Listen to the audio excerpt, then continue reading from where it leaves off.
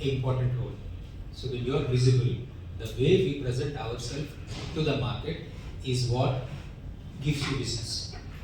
So you present yourself as a professional, there will be a different response. If you are non-professional in approaching your market, you will have different response. So generally what happens, for every business, without customer, we don't have a business. Is there any business without a customer? No. So the first thing what we have to do, we have to find a ideal customer profile. Who is your customer? What is his age? What is his demographic situation? And what is his buying power? If you go to a person with a 1 lakh product value, where his income itself is less than 1 lakh, so you are approaching a wrong customer. So we have to have a customer profile clearly defined. For this one, generally what happens is, you need to understand the difference between customer and consumer. Can anybody say what is the difference between customer and consumer? Are they both same or different? Different. Consumer is different. What is customer and what is consumer? Customer who will purchase the material, Okay. but the consumer is who consumes it, who uses it. Can you give an example? Like we are purchasing baby products. Parents are the customer, but the consumer are the babies who cannot purchase for themselves. So, can you feel, or can a baby tell what is she feeling about the product? No, she can't. She can't. So, you need to understand the end user who is using your product. So, to understand, the consumer doesn't know anything about the product or comfort, or he cannot express also in terms of baby care product. In some cases, consumer knows what to do, but they won't find, because that is being pushed to him by a customer. Customer means he can be a reseller also. So he can be a trader also. For me, I do business with the trader. I do business with the CM. So you have to define who is your customer and who is your consumer. If consumer is rightly targeted, then you can build a customer in between channels. If consumer is not happy, your product line gets affected. So, in a term, what we call it is a journey of a customer and journey of a consumer. So, if you want to find a, suppose agricultural products are there, you don't know where the customer is. What is your first approach? What will be your first approach? How you will find the customer who is unknown to you?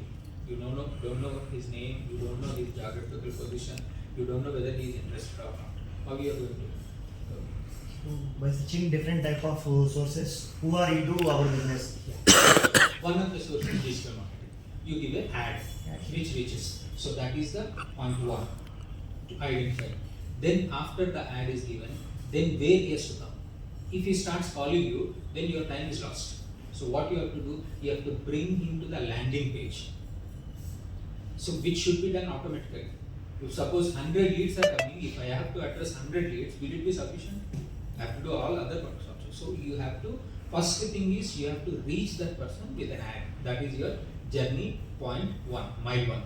And second is you have to bring that person to your landing page. This is point two.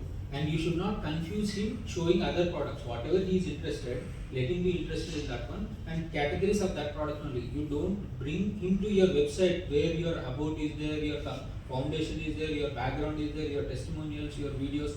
He will be lost. He has come for an agricultural product. You bring that into that landing page and make sure that he gets converted there. That means your cart should be there. So then once the cart is there, if suppose he is going back, he is not there, he has selected, he has booked in the cart and then he is going back. That how you are going to catch it, you have to define before itself. There are some plugins where a person comes into the cart and then goes back, how you have to chase. So before he gets into the cart, you have to take his contact number, mail ID, registration process. So this is called the customer journey. You have to prepare the customer journey clearly and then you get into the business. Because if you leave the customer in between and he doesn't know what to do, you have not taken his details, he has come to the cart and went back, how you are going to catch? So you have to define your customer journey properly till he purchases. After his purchase, he should get a thank you mail. Thank you for the order you placed. Your order is in transit, or your order we are sending back your order. So then after that you have to also ask for the review, and you have to, once if he is not giving the review for the first time, then there should be a repeat message going. So for a good review, we are honoring our clients with a 10% discount. So you have to do. So all these things, once he has completed this one, then you have to understand that customer, whether he is a buyer for every year or every 3 months or every 6 months. You have to understand that pattern, and then you have to put it in the follow back message so that you can able to recur that customer for the next purchase time. So this is what is the customer journey. So please prepare your customer journey so that you get the business continuous. Hope this finds value to you. Thank you. Think I've been here before.